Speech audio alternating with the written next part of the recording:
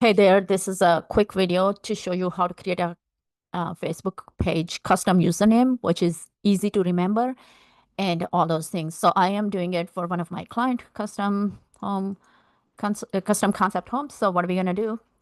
We're going to go on when you are on your page. I'm showing you on a desktop, but it works the same way on the phone as well. Just go to your account and then we're going to go to setting and privacy.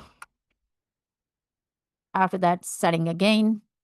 After that, it's going to be um, page setup. There you go. And then it's going to be name. And once you get there, you just apply whatever username you want. So, okay. So we do custom concept homes, Portland, because that's their URL is. Okay, save changes.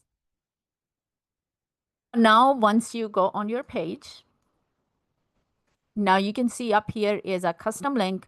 It's very easy to remember, and share with others. So that's how you do it.